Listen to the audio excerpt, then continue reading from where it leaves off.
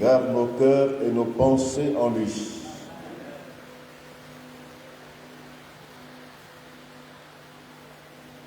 Quittons l'exil pour rebâtir avec Dieu. Quittons l'exil pour rebâtir avec Dieu.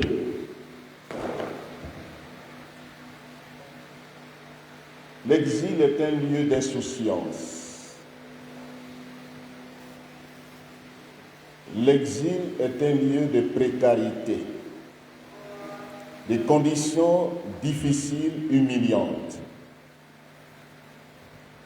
où on perd sa dignité, où on est exposé à toutes sortes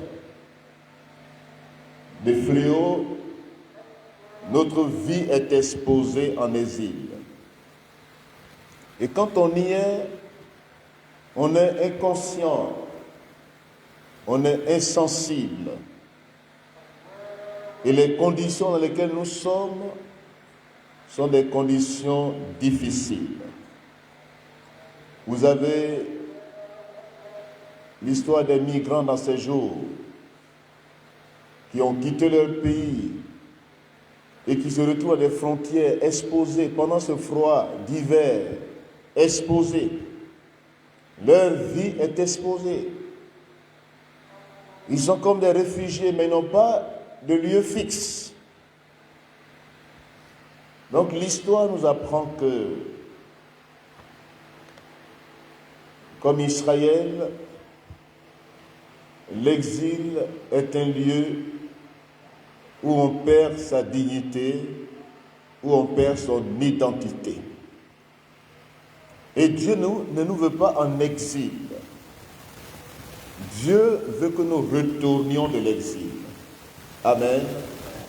Le désir de Dieu, même si par moments les situations nous ont menés à cette situation humiliante, mais Dieu te veut retournant dans le lieu qu'il a choisi, dans le lieu où tu dois demeurer, dans le lieu où Dieu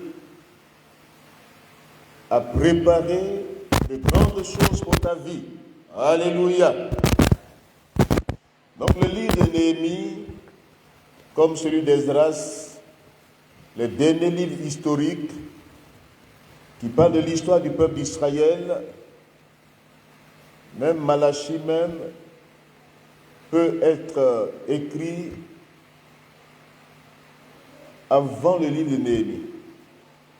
Donc ce livre-là retrace les derniers événements qu'Israël a vécu, son histoire. Néhémie et Esdras sont les figures dominantes de ce livre, de Néhémie surtout.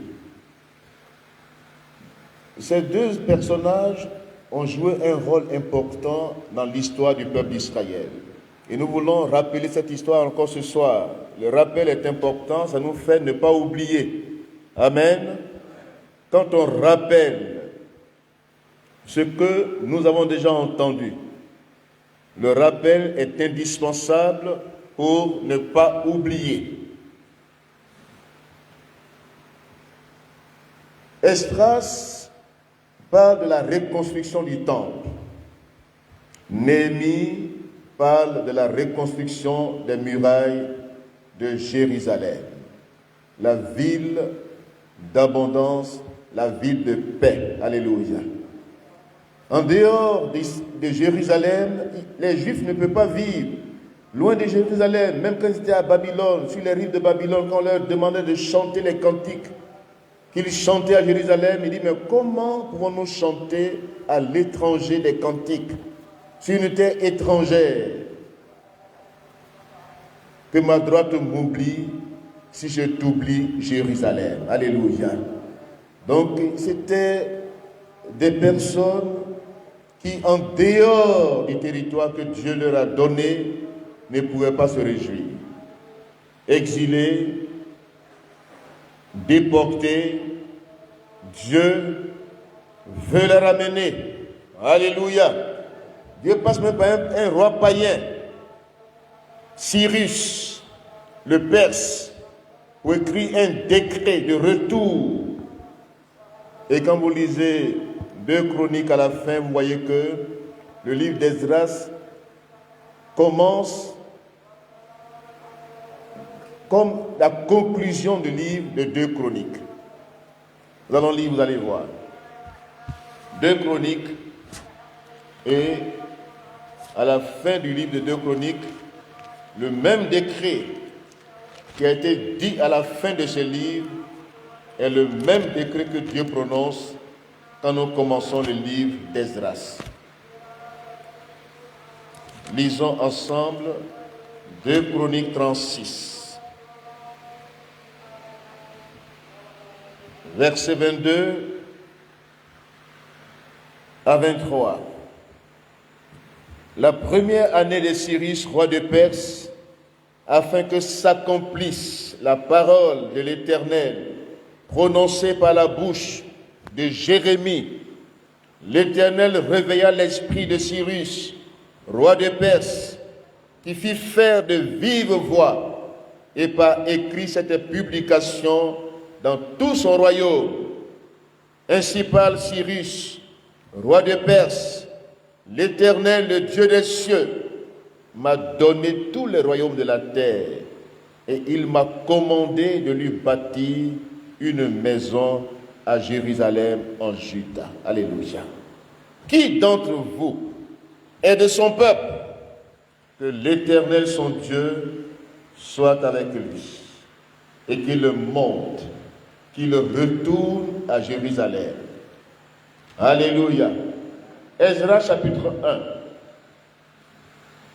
La première année de Cyrus, roi de Perse, afin que s'accomplisse la parole de l'Éternel prononcée par la bouche de Jérémie, l'Éternel réveilla l'esprit de Cyrus, roi de Perse, qui fit faire de vive voix et par écrit cette publication dans tout son royaume. Ainsi parle Cyrus, roi des Perses, l'Éternel, le Dieu des cieux, m'a donné tous les royaumes de la terre et il m'a commandé de lui bâtir une maison à Jérusalem en Juda. Qui d'entre vous est de son peuple? Que son Dieu soit avec lui et qu'il retourne à Jérusalem en Juda et bâtisse la maison de l'Éternel, le Dieu d'Israël. Alléluia. Donc Dieu contrôle l'histoire. Alléluia. Dieu est le maître de l'histoire. Dieu incline le cœur des rois. Dieu a sous son contrôle toute l'humanité. Dieu agit. Dieu est tout-puissant. Il peut incliner le cœur même de ceux qui ne le connaissent pas. Il peut parler à un roi païen. Comment Dieu lui a parlé, on ne sait pas. Mais il lui-même dit que Dieu lui a parlé. Dieu lui a demandé, puisque le peuple de Dieu est en déportation, en captivité dans le royaume qu'il dirige, ce peuple est inconscient, ce peuple est en exil, il est déporté, il a perdu la conscience du lieu où Dieu lui avait indiqué, c'est ici que tu seras béni. Israël a oublié, pour eux, en captivité à Babylone, ils ne se souvenaient plus réellement qu'un jour, Dieu pouvait opérer le miracle de retour. Alléluia. Et Dieu passe par ce roi païen pour leur dire, qui d'entre vous est du peuple de Dieu? La même question nous est posée ce soir. Qui d'entre nous ce soir est du peuple de Dieu? Qu'il retourne de l'exil pour rebâtir avec Dieu. Amen. Si réellement tu es un juif, si réellement tu es un enfant de Dieu, tu dois saisir cette interpellation. Quitte l'exil. Retourne dans le lieu de bénédiction où Dieu peut te restaurer, où Dieu peut te bénir. retourne dans ce lieu et bâtit la maison de l'Éternel. Le temple, c'est le lieu d'adoration. Le temple, c'est le lieu de relation. Relation conviviale. Relation fraternelle. Le temple, c'est le cœur de l'homme. C'est de l'intérieur d'abord que Dieu bâtit. Ce que nous voyons de manière externe, il faut que ça commence en interne. Dieu veut rebâtir ton temple. Amen. Dieu veut rebâtir ta vie. La première maison qu'il bâtit, c'est l'individu. C'est chacun d'entre nous qui doit devenir le temple du Saint-Esprit. Les murailles symbolisent la sécurité autour de la ville. Une ville sans murailles est exposée, même si le temple est bâti. Mais s'il n'y a pas de sécurité autour de toi, les mêmes ennemis peuvent t'envahir à nouveau. Ta vie est toujours exposée. Tu peux revenir de l'exil. Tu peux avoir rebâti le temple. Mais n'oublie pas les murailles. Que les murailles de sécurité autour de ta vie soient reconstruites. Que ta vie soit en sécurité. Le nom de l'Éternel, comme le dit le livre de Proverbes, est une tour forte. Son nom est une tour forte. Dans ce nom, nous nous réfugions en tant que justes. Et nous sommes en sécurité. Amen. Donc voici les deux figures dominantes des deux livres qui sont séparés. Esdras, Néhémie. Esdras, reconstruction du temple. Néhémie, reconstruction de la muraille de Jérusalem. Ce soir, nous allons encore revenir sur Néhémie, dont le nom signifie consolation. Nous lisons Néhémie, chapitre 1er.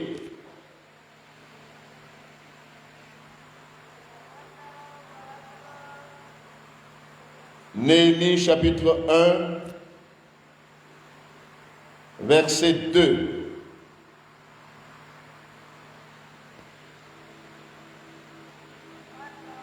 D'abord, le verset 1a.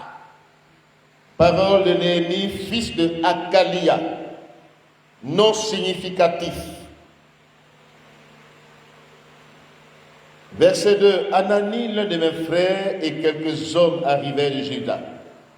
Je l'ai questionné au sujet des Juifs réchappés qui étaient restés de la captivité et au sujet de Jérusalem.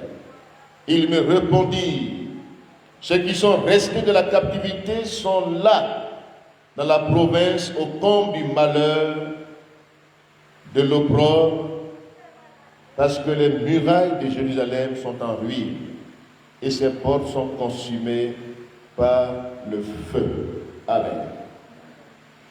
Le questionnement est important. Il faut se poser des questions sur ma propre vie, sur mon état spirituel devant Dieu. Parce que le temple, d'abord, c'est ma vie, c'est mon cœur.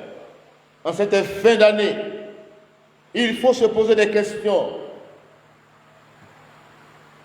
Ne continuons pas dans un cycle répétitif sans se poser ces questions. Ne continue pas ta vie comme ça. Ne continue pas à marcher. Ne continue pas à venir dans le lieu de prière. Ne continue pas, même si tu reviens de l'exil, mais à l'exemple de Néhémie, pose-toi des questions fondamentales sur l'état de ton temple et sur l'état des lieux. Amen. Quel est l'état de mon temple? Quel est l'état des lieux? Voici la question de Néhémie. Verset 2. Je l'ai questionné au sujet des Juifs. Ils pensent d'abord aux hommes, la ressource humaine. Et puis maintenant, l'état de Jérusalem. Voici les deux questions qu'il a posées. Comment ces hommes qui sont restés de la captivité vivent-ils? Quel est leur état spirituel? Quelles sont les conditions et l'état de la ville, le lieu où ils habitent, le lieu où ils résident? Quel est l'état des lieux? Ces questions nous interpellent que si nous continuons à marcher, à vivre une vie chrétienne, sans nous poser des questions, sans faire de bilan sur ce que nous avons fait, où nous en sommes, dans notre marche avec Dieu, dans notre relation avec le Seigneur, s'il n'y a pas de ce questionnement, dans une prise de conscience, nous allons vivre notre vie chrétienne dans un flou spirituel et ne pas savoir où on va, d'où on vient, quels sont les objectifs que nous poursuivons. Fais le bilan de ta vie en cette fin d'année. Amen. Pose-toi des questions. Quel est l'état de mon temps? Et quel est le lieu, l'état du lieu où je me trouve? Comment sont les murailles? Est-ce que ma vie et le lieu où je suis, est-ce qu'il y a une sécurité vraie? Pour rebâtir, il faut d'abord constater. Il faut d'abord se poser ces questions fondamentales. Sinon, tu ne comprendras pas ce que nous disons. Retourne de l'exil pour rebâtir avec Dieu. Fais comme Néhémie ce soir encore, je reviens là-dessus. J'ai pris assez de temps le dimanche, mais je reviens là-dessus encore ce soir pour dire, faisons tous comme Néhémie, cet homme de Dieu qui, dans les questionnements, les réponses qui sont données. Regardez le verset 3. Il me répondit, ceux qui sont restés de la captivité sont là dans la province au comble du malheur et de l'opprobre. L'état du cœur, les conditions de vie sont lamentables. Les ressources humaines sont en ruine à l'intérieur d'eux-mêmes et les murailles qui les entourent sont aussi en ruine. Amen. La réponse nous interpelle tout ce soir. Quand on se pose des questions, Dieu répondra. Et Dieu nous dira réellement notre vrai état spirituel. Parce que Dieu nous connaît mieux que tout homme. Néhémie pose des questions qui reçoivent une réponse. Et à partir de cette réponse, il va comprendre l'ampleur de cette œuvre de reconstruction. Alléluia. S'il n'a pas posé de questions, lui il est à l'étranger, il n'est pas encore arrivé à Jérusalem. Et s'il n'a pas posé de questions, comment peut-il savoir l'état des hommes, leur état spirituel et l'état des lieux? Sa question a été répondue. Au comble du malheur, ceux qui sont revenus de l'exil sont là, au comble du malheur, de la désolation. La ville est en ruine. Amen. Est-ce que nous ne constatons pas des ruines aujourd'hui? Si nous sommes sincères avec le Seigneur, malgré les apparences qui peuvent nous tromper, malgré les semblants de vie, n'y a-t-il pas de ruines? N'y a-t-il pas de ruines identitaires où notre vraie identité est voilée,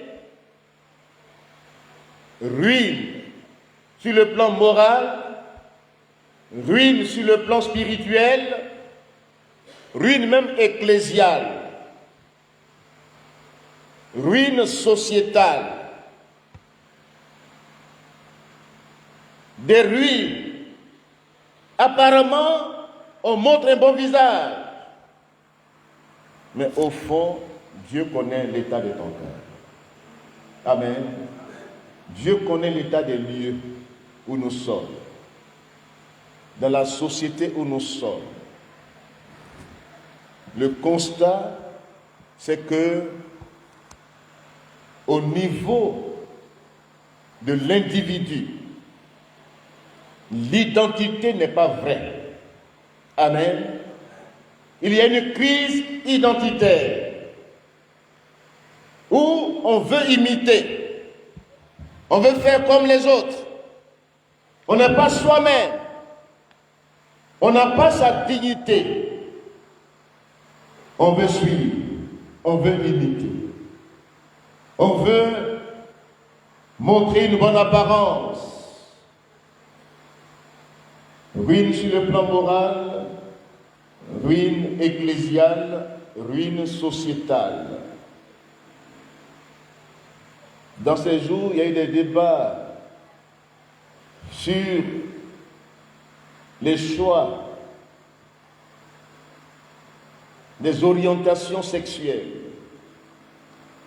C'est les ruines dans les sociétés qui refusent que Dieu soit reconnu comme tel. Au niveau des églises, il y a une ruine, mais qui est dans un plat, dans un vernis d'apparence. Ruine morale, ruine spirituelle, ruine à tous les niveaux. On veut sauver les apparences,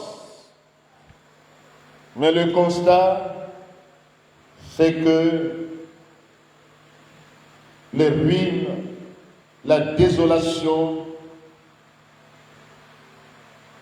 le semblant de vie, les murailles sont détruites, et dans cette crise, dans cette ruine, on s'y plaît. À Jérusalem, Néhémie qui est hors de Jérusalem reçoit l'information. Et pourtant dans Jérusalem, ceux qui sont revenus de la captivité, ou même ceux qui sont restés de la captivité, ils sont à l'aise dans les ruines. Ils sont à l'aise dans les ruines. Ils ne se posent pas de questions dans les ruines. Ils trouvent ça normal. Ils s'y plaisent. Mais qu'est-ce que Néhémie a fait? Alléluia. Verset 3. Néhémie, quand on lui a répondu, quand on lui a fait cette réponse, au verset 4, lorsque j'entendis ces choses, je m'assis. C'est-à-dire, je marquais une pause. Je ne continue pas à avancer dans le vide. Je fais croire que tout va bien, même si je le confesse. Mais je constate qu'il y a la désolation, il y a l'opprobre, il y a la moquerie. Les ruines ecclésiales, c'est les divisions à ne pas en finir. Et il y en a qui s'y plaisent. Ils pensent qu'ils sont en train de faire le travail de Dieu. Or pourtant, autour de nous, le constat est amer. Nos ennemis, ceux qui nous regardent, ils voient que ce n'est pas normal. Et nous trouvons ça normal, nous nous acclimatons et nous nous habituons aux choses anormales. On trouve ça normal qu'il y ait des déchirures, qu'il y ait des parties. On trouve ça normal. On ne cherche pas de solution. On avance tête baissée. C'est des crises, c'est des ruines. Ruine ecclésiale, ruine sociétale, ruine morale, ruine spirituelle. Que faire? Alléluia. Néhémie, verset 4, il dit, je m'assis. Je fis une pause. Je m'assis. Je n'ai pas continué à avancer. Je n'ai pas continué à dire, vraiment, on avance. Même s'il y a des défaillances, on avance. On met un plâtre. On couvre la blessure. On avance. Néhémie dit non, je n'avance pas. Amen. En cette fin d'année, n'avance pas tête baissée dans le vide. Amen. N'avance pas dans des habitudes anormales. N'avance pas dans les crises identitaires. N'avance pas dans les semblants de vie spirituelle. N'avance pas.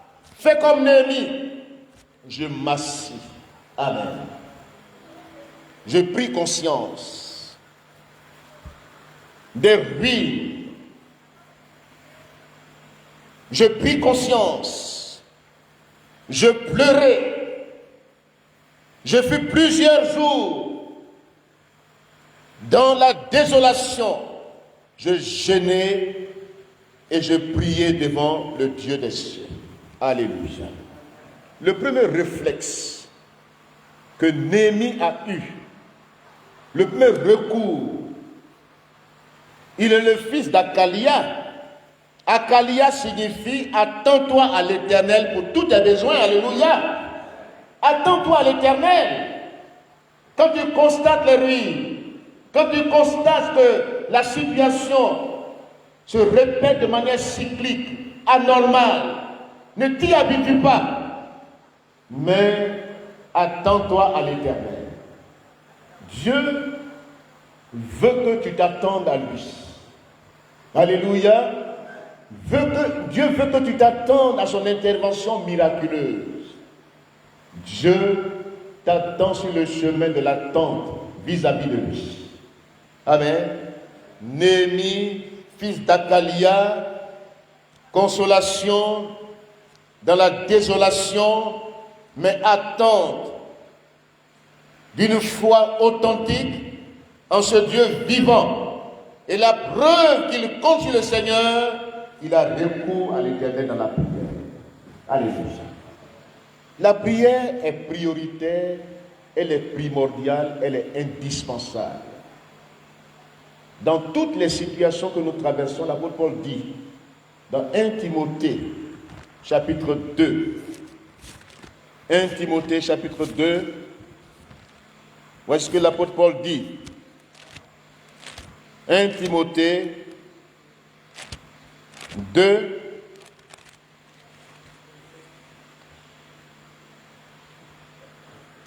verset 1. J'exhorte donc, avant toute chose, à faire des prières et des supplications, des requêtes. Amen. Avant toute chose, avant tout programme, avant toute activité, la prière passe avant tout. Parce que c'est elle qui permet à Dieu de se mettre en mouvement et pour intervenir dans ta vie. c'est la prière. C'est la prière, ce n'est pas autre chose. Mes frères et sœurs, c'est la prière qu'il faut. Si nous voulons reconstruire avec Dieu, là où le destructeur a passé, le démolisseur a passé, les causes vont être énumérées dans la prière de Néhémie. Pourquoi les ennemis ont eu à détruire les murailles? Pourquoi il y a eu cette ruine? C'est dans la prière. C'est en parlant avec Dieu. Les questions étaient posées, il y a eu la réponse. Mais la recherche de solutions, c'est dans la prière. Amen. La recherche des solutions durables. Parce que Néhémie, en tant que leader, il a compris que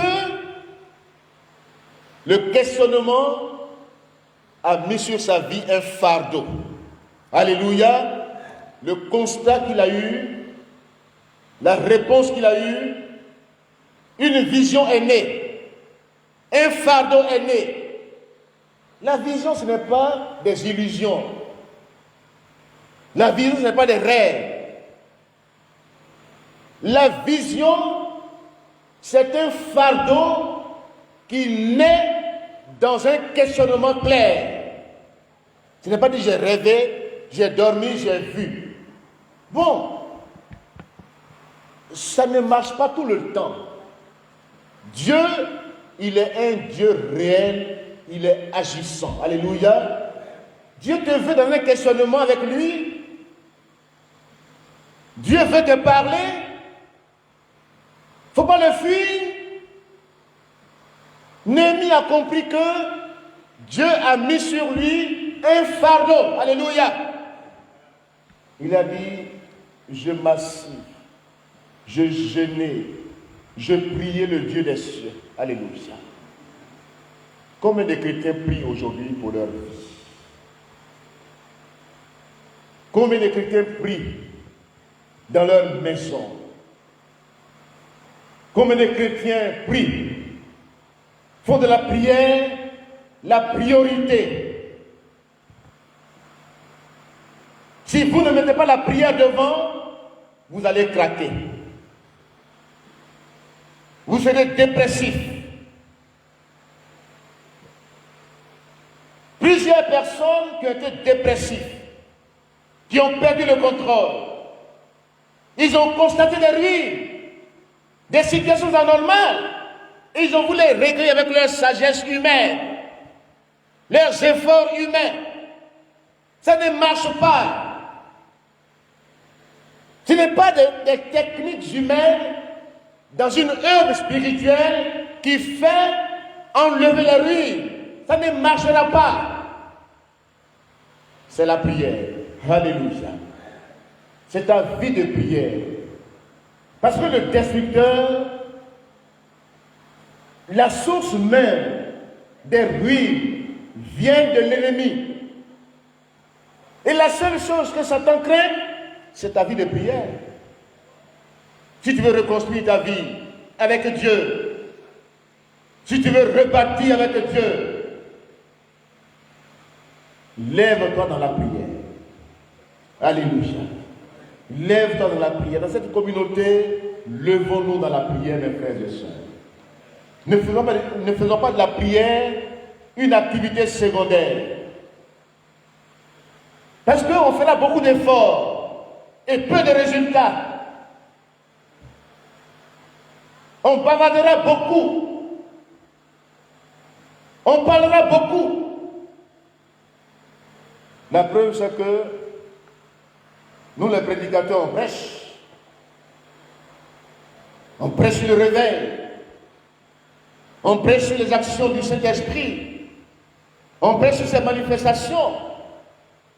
Mais le constat, c'est quoi? Malgré les prédications, malgré les exhortations, voici encore le constat ce soir devant nous. N'est-ce pas des ruines, ça?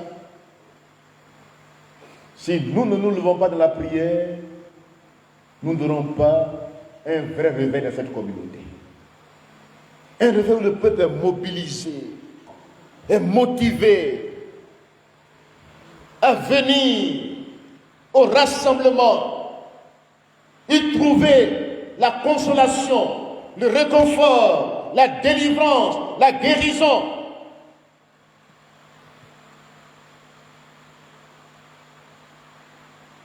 Pierre et Jean montaient ensemble au temple à l'heure de la prière. L'église primitive vivait de réveil. Les leaders sont devant. Le peuple suit. La vie de prière intensive de l'église a fait que le lieu où ils étaient rassemblés, ce lieu a tremblé. Ce lieu a tremblé. Ne faisons pas de la prière quelque chose conditionnel ou bien circonstanciel.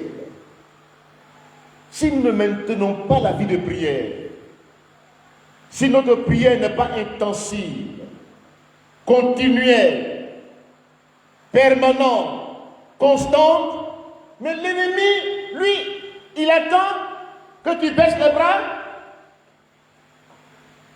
Moïse, le grand Moïse, était un homme de prière. Alléluia.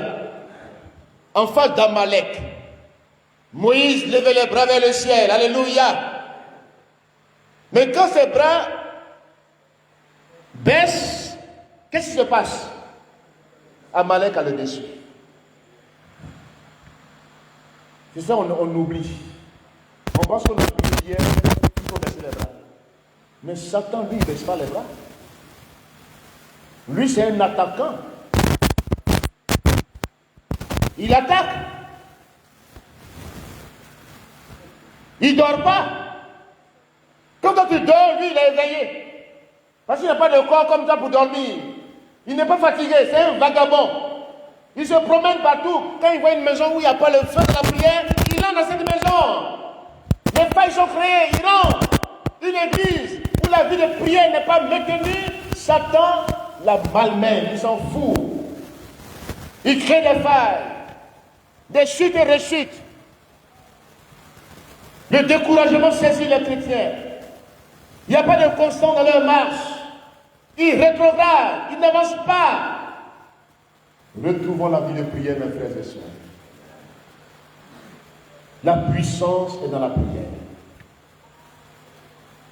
Les manifestations visibles du Saint-Esprit sont dans la prière.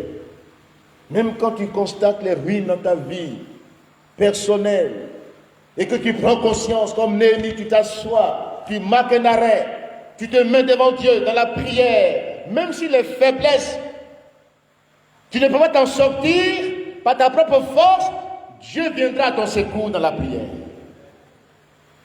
Quand tu prieras pour toi-même, quand tu prieras pour tes faiblesses, quand tu demanderas à Dieu d'intervenir, tu dis, Seigneur, je suis sans force.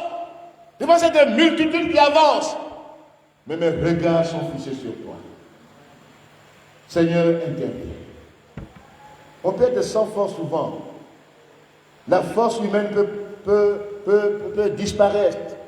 Nul n'est fort dans ce temps difficile, dans ce temps de crise, de ruine ecclésiale, sociétale.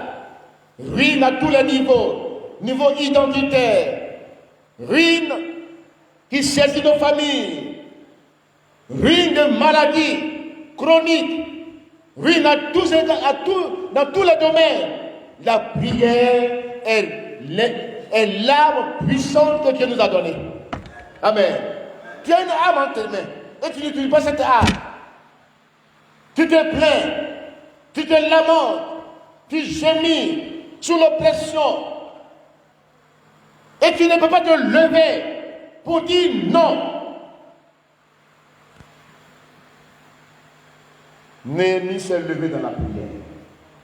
Dans le livre de Néhémie, 11 fois Néhémie a eu recours à la prière. Alléluia. 11 fois.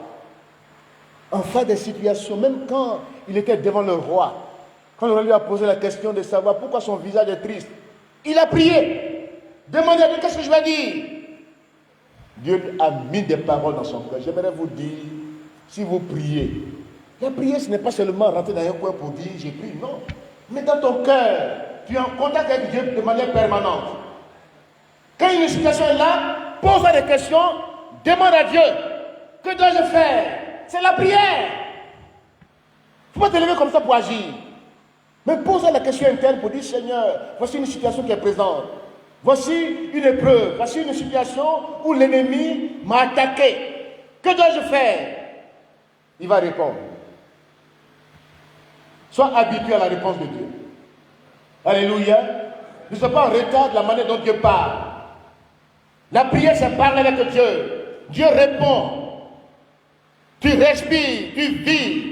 Tous ceux qui prient sont vivants. Alléluia. Ils sont vivants. Parce que la prière, c'est la respiration de ton âme. Si tu ne respires pas, c'est que tu vis. Tu es mort. C'est la prière qui fait vivre. Ce n'est pas des prières, télégrammes, textos. Ce n'est pas des textos. Mais c'est des questionnements. C'est des réponses. Tu parles avec Dieu. Dieu te répond. Tu écoutes Dieu te parler. Tu reçois ce que tu demandes. Demandez et vous recevrez. Cherchez et vous trouverez. Frappez et l'on vous ouvrira. C'est ça la prière. Ceux qui ne prient pas, c'est ceux-là qui, devant une situation, ils disent, je suis fatigué maintenant. Ils confessent la fatigue. Ils confessent l'échec, la défaite. Ils baissent les bras. Aaron et eux ont compris que ce Moïse-là, il faut que nous soutenions ses bras. Alléluia. Et dans la vallée, Josué a vaincu Amalek au tranchant de l'épée. La prière est multidimensionnelle. La vraie intercession, c'est de prier pour vos leaders. C'est de les porter dans la prière pour que Dieu les oriente. C'est de prier. Ce n'est pas des prières qu'on fabrique. Quand on a déjà arrêté son idée, et puis on va devant Dieu, ça, ce n'est pas une prière. La prière, ce n'est pas une idée que tu as arrêtée et tu vas devant Dieu. Tu as déjà arrêté ton idée, toi, tu es déjà puissant. Ne cherche plus la puissance de Dieu. Mais la prière, c'est une dépendance vis-à-vis de Dieu. C'est s'attendre à son intervention, à une réponse qui apporte la solution à ton problème. C'est pas quand tu as tout planifié, tu as tout mis maintenant en place, tu dis bon, priez. Ça, c'est pas prière. Ça, c'est se moquer de Dieu. Amen. Tu as déjà arrêté ton idée. Tu as déjà tout arrêté. Mais qu'est-ce que Dieu va faire dans ce que tu as déjà arrêté? Tu es puissant? Tu es capable? Il y a des situations où l'homme peut intervenir, où l'homme est puissant, où l'homme même peut s'opposer au plan de Dieu. Mais Dieu veut des Néhémies qui recherchent des solutions avec Dieu, qui veulent rebâtir avec Dieu, qui sont visionnaires, qui portent un fardeau, qui veulent le changement. Alléluia. Ce n'est pas des gens qui sont habitués à Dieu, qui le prennent comme un objet dans leurs mains, qui le manipulent à leur gré et qui font ce qu'ils veulent, qui s'imposent par leur propre puissance. Il y en a même qui disent même je ne prie plus même pour mon pain quotidien. Parce qu'ils ont tout maintenant. Mais ils ne savent pas que la crise est dans leur maison. Si Dieu te bénit, mais chaque jour, demande à Dieu ton pain quotidien. Alléluia. Ce n'est pas une prière de requête. Ceux qui ont dit ça, après des années, on ne les voit plus. Parce qu'ils sont arrivés, ils n'ont pas besoin de demander à Dieu leur paix quotidienne. Mais combien de crises qui se manifestent quand tu n'es plus dépendant de Dieu, quand tu ne cherches plus Dieu. Ils n'ont pas une vie de prière, ils ne cherchent pas Dieu, ils font ce qu'ils veulent. Et parce que même des leaders ne prient plus, l'église est en crise. Que Dieu nous aide. Tu es ancien d'église, tu es diacre de l'église, on t'a confié un département, que ta vie de prière soit au-dessus de ce que tu diriges. Tu es une sentinelle, tu es en position de supériorité dans la prière, alléluia. Si toi tu passes un jour dans la prière, une nuit dans la prière, des nuits de prière, des jeûnes de prière, mais ce que tu diriges là, c'est un entraînement spirituel que tu leur donnes, alléluia. Tu es un entraîneur. Un entraîneur, quand son équipe gagne, c'est l'entraîneur qui a gagné le match. Alléluia. C'est l'entraîneur qui a gagné le match. Il a su placer ses hommes à des coins stratégiques. Il n'a pas défendu tout le temps. Il a attaqué. Quand l'ennemi attaque, contre-attaque. Ne baisse pas les bras. Alléluia. Satan, c'est un attaquant. Mais toi, sois celui qui contre-attaque et qui paralyse ses actions. Quand il planifie ta terre, que Dieu planifie la délivrance. Alléluia. Retrouvons la vie de prière, mes frères et sœurs. Retrouvons l'intimité avec Dieu. Parlons plus avec Dieu et moins avec les hommes. Amen. Ne bavardons pas. Ne nous déchargeons pas. Ne déchargeons pas nos batteries. Chargeons les batteries dans la prière. Que tu aies une bombe à retardement dans le camp de Satan. Là où te mets, tu exploses. Alléluia. Néhémie, il a compris que dans ce fardeau que Dieu lui confie, l'élément déclencheur de la puissance de Dieu dans la recherche de solutions, c'est que lui, Néhémie, ait une vie de prière. Alléluia. Et dans la prière, il a confessé les péchés du peuple. Ses propres péchés. Il dit, nous avons péché. Un nous inclusif. Versets 6 à 7. Il dit, Seigneur, je rappelle à ton souvenir tes promesses, bien sûr, tes paroles, bien sûr.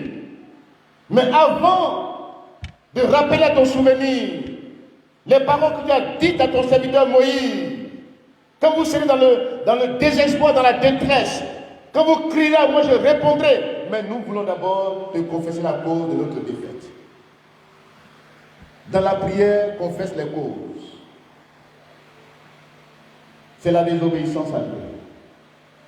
C'est l'abandon de Dieu. Tu n'as pas obéi à Dieu. Tu n'as pas fait ce que Dieu t'a demandé de faire. C'est là que l'ennemi a eu la faille. Quand tu te mets devant Dieu, quand tu recherches la solution pour rebattre avec Dieu, confesse les causes de tes échecs, des ruines. Confesse tes fautes. Confesse tes péchés. Intercède pour le peuple. Prie. Prie pour toi-même. La repentance, c'est un changement. Alléluia. C'est un changement d'avis, de mentalité, de direction, d'orientation. Dieu est le Dieu du changement. Dieu n'est pas de lieu de rattrapage. On rattrape les choses. Dieu n'est pas le Dieu du rattrapage. Dieu est le Dieu du changement. Dieu veut changer ta vie. Dieu veut changer ta condition. Dieu veut t'enlever dans les ruines, dans la désolation. Dieu veut que tu confesses que tu reconnaisses tes péchés, que tu t'en repentes et que tu les abandonnes, un nouveau jour va se lever dans ta vie. Quand tu confesses tes péchés, quand tu t'en repens sincèrement devant Dieu, quand l'Église quitte dans les voies détournées du manque de considération de la présence de Dieu, quand on pense que venir au culte, c'est venir plaire à quelqu'un, quand on pense que venir au culte, c'est une forme, c'est une simple formalité, c'est facultatif. On peut venir ou ne pas venir. On peut se retrouver dans des plaisirs mondains. On peut exploser pour des futilités, pour la mondanité. Et on met Dieu de côté. C'est des péchés graves. Quand Dieu nous attend à un rendez-vous, et nous, on se moque du rendez-vous de Dieu. On se moque de Dieu. On dit, mais qui il est même? Je sais tout déjà. Même si le prédicateur du dimanche a prêché, oui, on sait que c'est les mêmes choses, même si c'est les mêmes choses qu'il va prêcher, mais ce n'est pas lui, c'est Dieu qui t'appelle. C'est Dieu qui t'invite à son rendez-vous. Toi, tu t'en fous de Dieu. L'ennemi dit, ah, j'ai trouvé un agent. J'ai trouvé. Il a rempli sa tête de mondanité, de plaisir, de futilité, de cris. S'asseoir devant un poste téléviseur. Le temps que tu passes des heures à regarder des choses futiles. Et quand Dieu t'attend à des rendez-vous, il va te bénir. Tu dis, qui est Dieu? Je suis là, à la maison. Je suis là. Oh, qui est Dieu même? Qui est l'homme là même? Je vais l'écouter encore même. Tu es en train de rater des choses dans ta vie. Tu es en train de rater des choses dans ta vie, dans ta marche. Tu seras leader. Tu vas travailler. C'est devant le peuple du travail. Mais quand tu cherches Dieu, la bonne main de l'Éternel se pose sur ta vie. Voici la différence. Quand tu obéis à Dieu, quand tu fais sa volonté, il pose sa main sur ta vie. Alléluia. Mais si tu ne le cherches pas, si tu te moques de lui, mais c'est ta propre main qui est sur ta vie. C'est ta propre main. Mais une main ennemie. Parce que tu ne cherches pas Dieu. Tu t'en fous de Dieu. Tu ne viens pas au rendez-vous où Dieu t'attend, où Dieu peut te bénir, où Dieu peut changer une situation. Tu me mets de côté. Tu privilégies des choses futiles. Et ça prend ton temps. Et ce temps que tu gaspilles, c'est un temps perdu. Mais le temps que tu prends dans la présence de Dieu est un temps gagné. Alléluia. Tu gagnes. Le fait que tu te mettes à genoux dans la prière, le ciel est ouvert sur ta tête.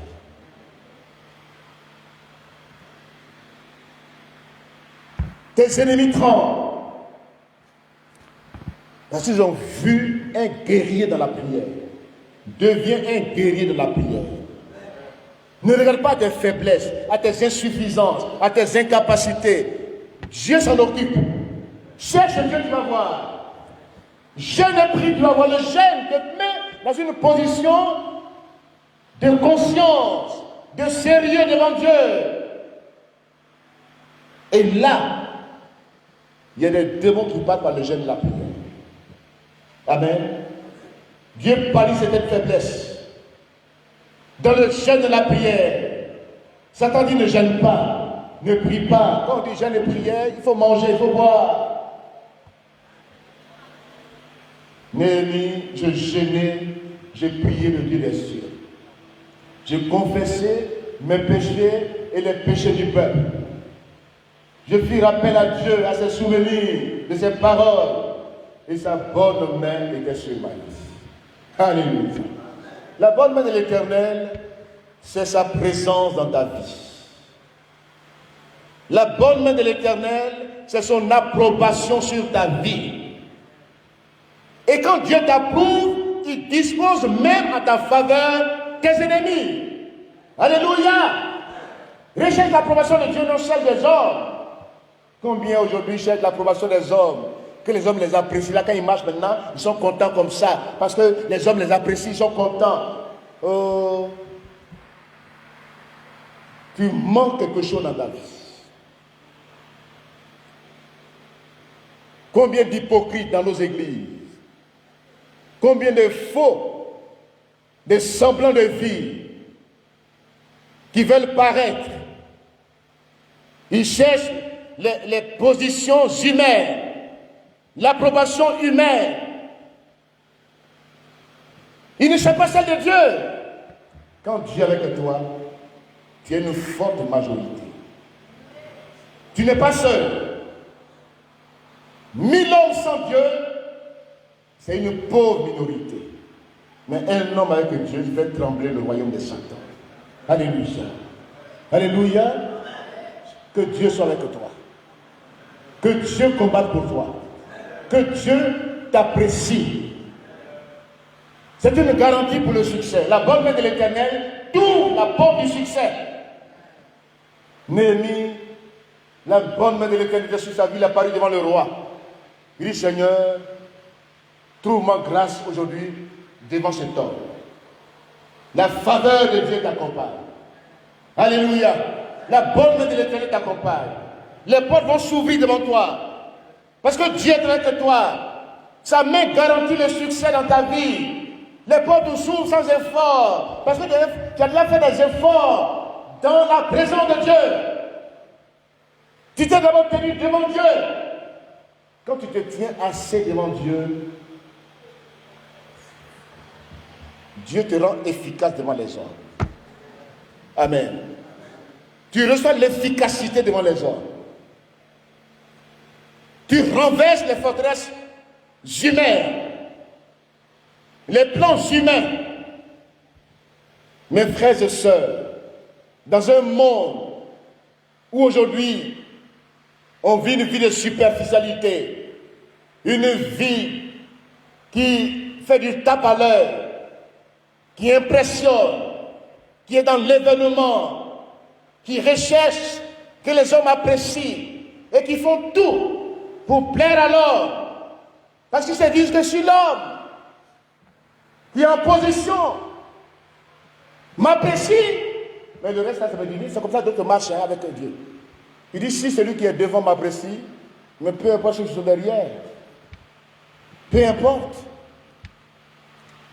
Oh, celui que Dieu apprécie, il considère tous les hommes au même niveau. Alléluia. Il ne méprise personne. Il ne dit pas que celui-ci, il n'est rien. Il n'a rien. Il ne dit pas cela. Il sait que toute grâce excellente descend du Père, qui est suffisant même. Qu'as-tu que tu l'as reçu? Et si tu l'as reçu, pourquoi te glorifier? Tout vient de Dieu. Et quand tu cherches Dieu et que la bonne main de l'Éternel sur ta vie, ce que tu vas faire trembler, c'est Satan et son royaume. Ce n'est pas les hommes que tu vas faire trembler. Dites-moi bien. Il y en a qui sont devenus puissants, qui font trembler les hommes. Qui les mettent sous leur pouvoir pour les faire trembler. Mardochée a dit à Aman, tu te fatigues, Aman. Je cherche Dieu. Je sais qui est Dieu. C'est devant lui que je me prosterne, mais pas devant un homme. Ceux qui ne cherchent pas Dieu se prosternent devant les hommes. Ils se plient en deux. Parce que l'homme est devenu un Dieu. Dieu n'est plus Dieu. Que le Dieu Tout-Puissant soit ton Dieu.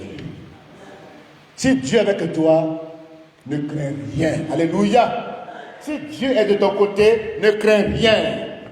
Même si on te méprise, même si on ne te calcule pas, même si on te ridiculise, même si on te rejette, même si on dit que tu n'es rien, devant Dieu, tu as de la considération. Ton visage rayonne de sa gloire. Sa puissance t'accompagne. Peu importe ce que les hommes disent, mais le royaume de Satan est ébranlé. en te voyant. Regardez ce qu'ils ont fait. Quand Sanballat, Tobija, parce que tout rebâtisseur sera attaqué. Il y a des oppositions, des Sanballat, des Tobija, des Geshem, des infiltrés dans le peuple de Dieu. Des gens qui n'ont pas une propre autorité spirituelle, mais qui trouvent leur notoriété dans la dépendance humaine. Tobija était un infiltré. C'était un parasite spirituel. Il dépendait des dîmes et des offrandes. Il était genre d'un sacrificateur qui le couvrait. Et on lui a donné une place dans la maison de Dieu. Oh, c'est un opposant à l'avancée de l'œuvre de Dieu.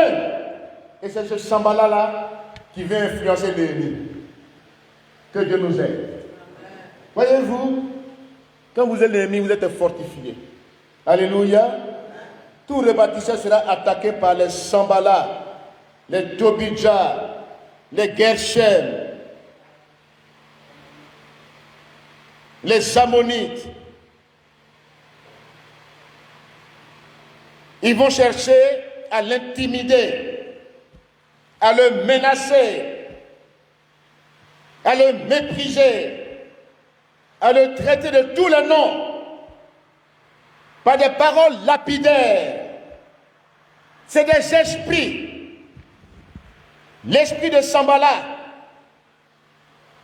l'esprit de Tobija, des personnes qui sont des agents de Satan, des étrangers au corps de Christ, des infiltrés, des parasites spirituels.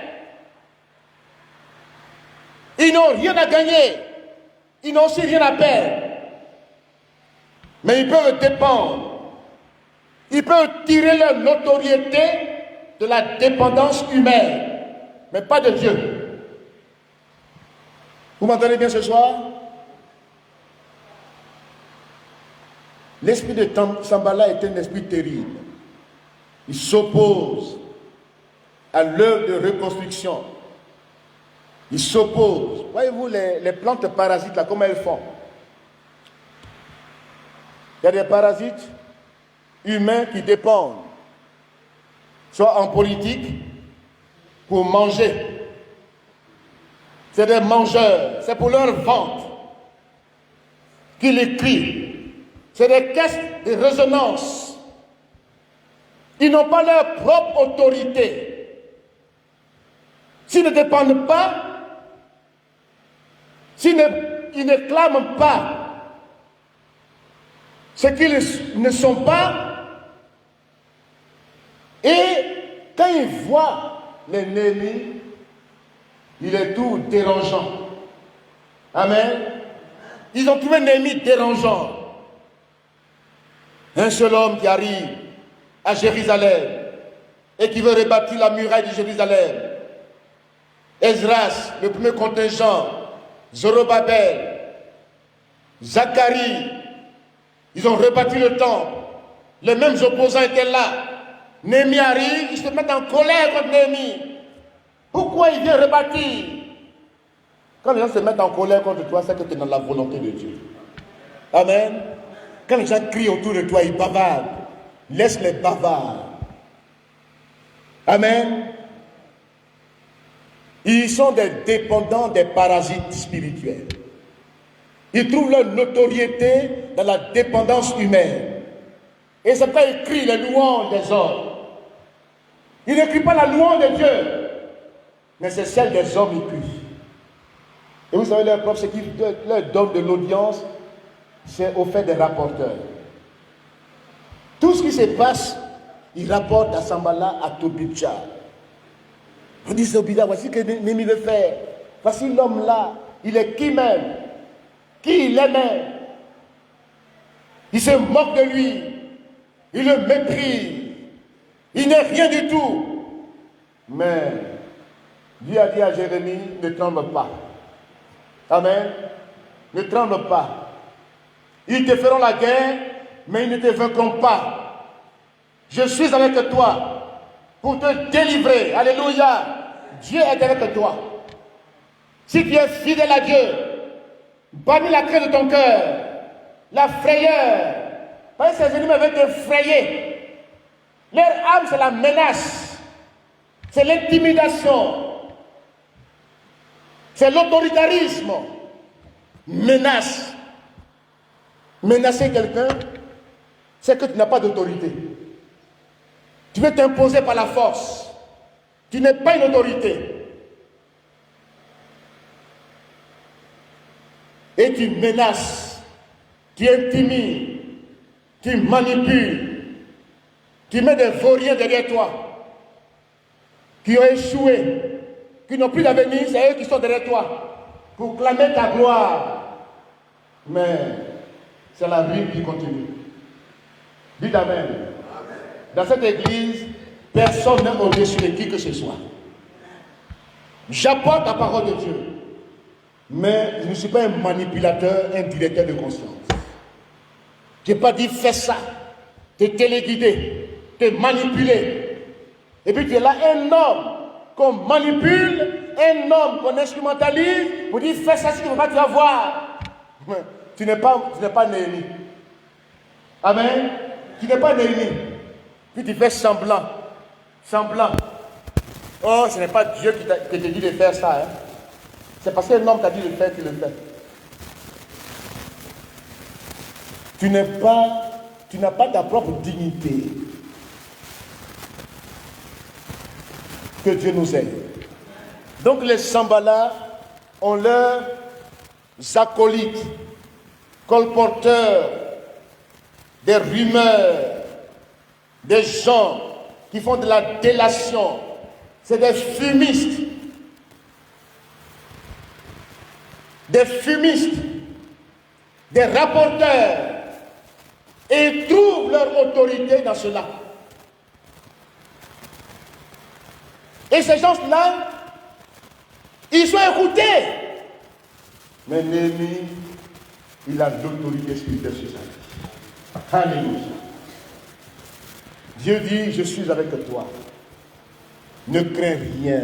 Voyez-vous, c'est les peureux qui sont des suivistes. C'est les peureux. Père de père. Soit une position. Père de père. Et Sambala les menace. Père de père. Pourtant, ils sont dans un processus de reconstruction. Ils ont peur. Dieu dit ce soir, Néhémie, avance, n'aie pas peur. N'aie pas peur des rapports. C'est de la complaisance. Ils sont fanatiques. Ils cultivent la familiarité. Ils trouvent leur essence dans la fausseté.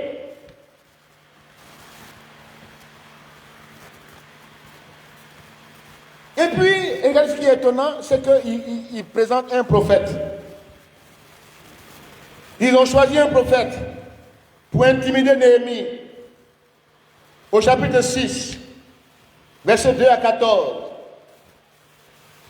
Ils ont pris un prophète pour dire, va parler à Néhémie, il est en danger. Il veut s'opposer au roi. C'est un révolutionnaire. Il n'est pas dans les normes que le roi a signé. Oh, c'est le roi des rois qui l'a envoyé pour rebâtir. Alléluia. Alléluia. Il va l'intimider pour dire, voilà, on apprend que tu te poses au roi. On apprend que nous allons couper les lignes avec toi. Pas de communication avec toi. Tu te poses au roi. Ils ont créé même un faux prophète, une fausse prophétesse, pour dire prophétise.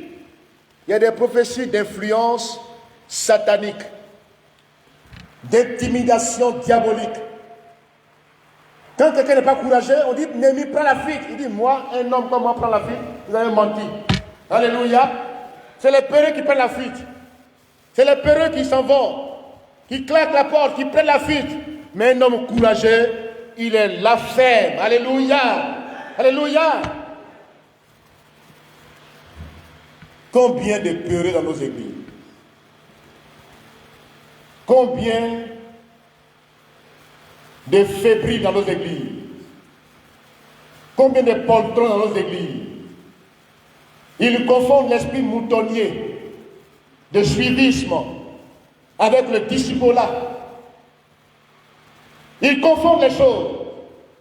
Ils pensent que je suis comme les moutons de Panurge, c'est ça qui est obéi à Dieu. Ils ne demandent pas, parce qu'ils n'ont pas une vie de prière, ils ne demandent pas à Dieu quelle orientation, qu'est-ce qu'il faut faire. Ils ne cherchent pas Dieu. Ils cherchent l'approbation des hommes. Et c'est eux qu'on téléguide, on manipule, ils s'en vont dans une direction, et puis ils confondent. Souvent, certains versets sont tirés de leur contexte. Quand nous lisons Philippiens chapitre 3, vous me suivez encore? Écoutez-moi bien, suivez-moi bien.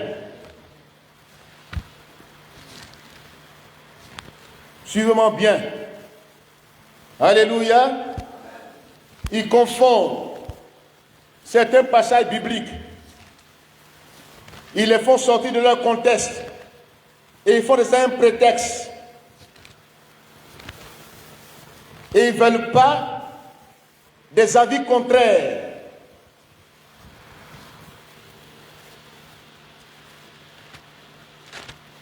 Nul n'a le monopole des Saintes Écritures. Alléluia. Nul n'a le monopole des Saintes Écritures. Philippiens 3, versets 15 à 16. Dans une interprétation biblique, il y a le contexte immédiat, il y a le contexte même de tout le livre, la pensée de l'auteur, il y a les versets en amont et en aval, il y a d'autres textes pour faire une affirmation, pour prendre ça comme une argumentation. Nous avons besoin aujourd'hui de comprendre les Écritures et de marcher selon la parole de Dieu. Alléluia. Je vais terminer sur ça. Il nous faut aujourd'hui, pour rebâtir avec Dieu, vu les ennemis qui nous entourent, vu ceux qui nous méprisent, vu ceux qui sont complaisants, fanatiques, vu tout ce qu'ils font, nous avons besoin de maintenir un dispositif de sécurité. Alléluia. D'une bonne organisation qui a besoin d'une planification réelle. C'était mon intervention ce soir. Vous me donnez 5 minutes pour terminer. Néhémie, arrivé à Jérusalem, vit les ennemis qui l'attendaient. Il a examiné les lieux, il a observé, il a étudié, il a considéré l'ampleur de l'œuvre, dans la discrétion, dans le silence. Néhémie chapitre 2, versets 9 à 11.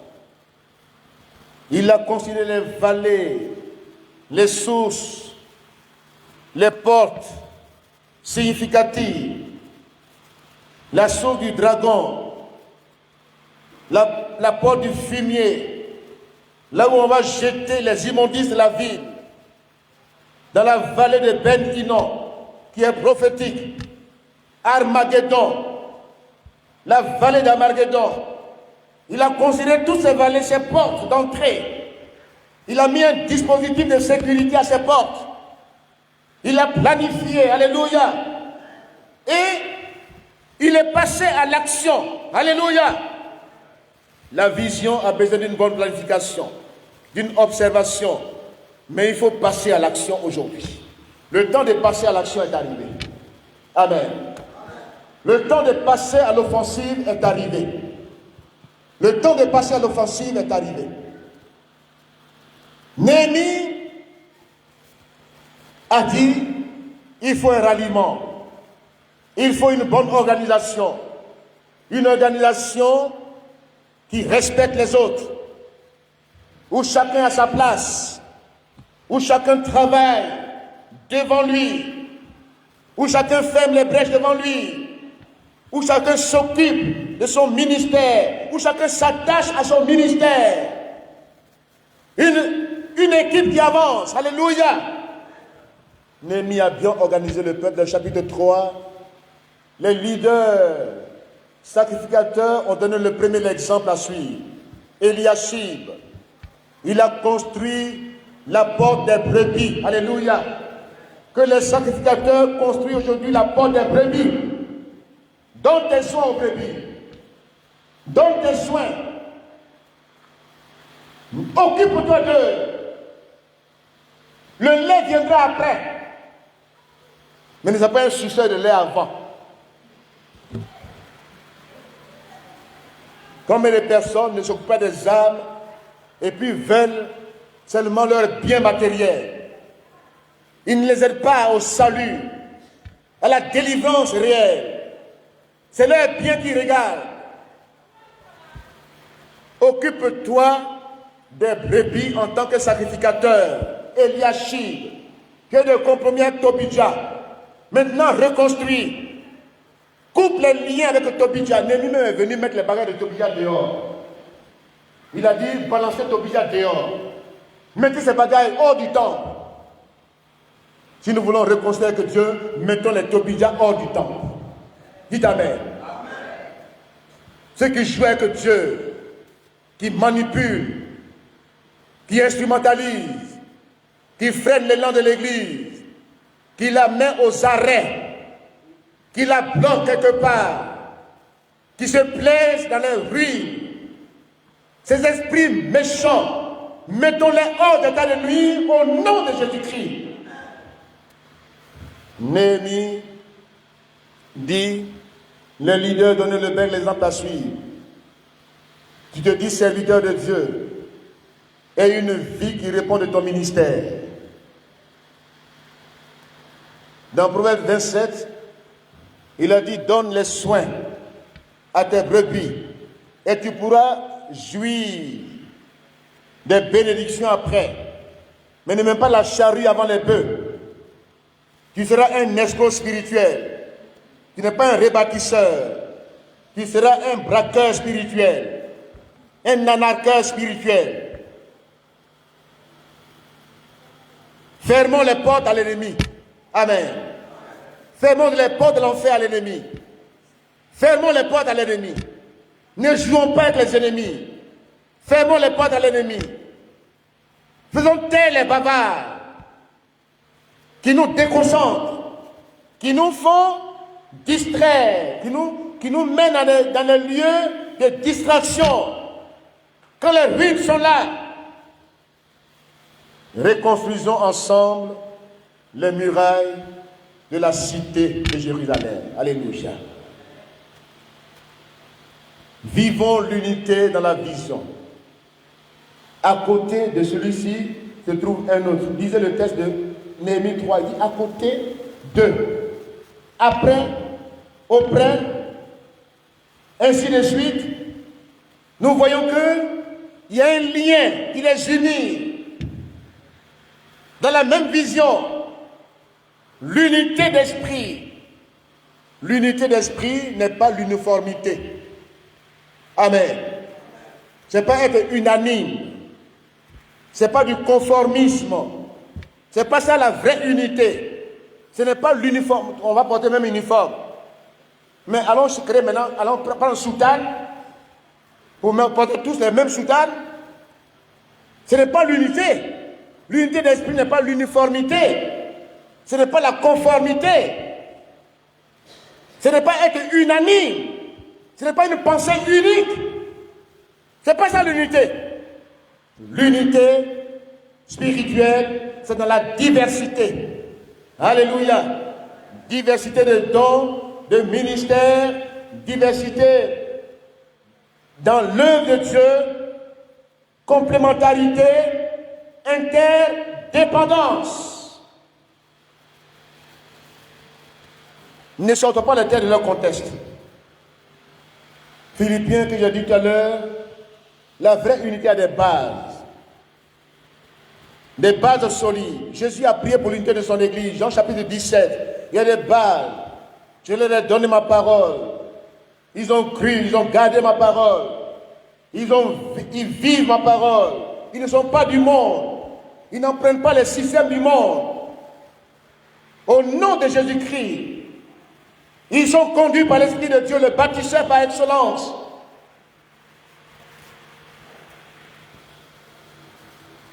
Et qu'est-ce qu'ils disent?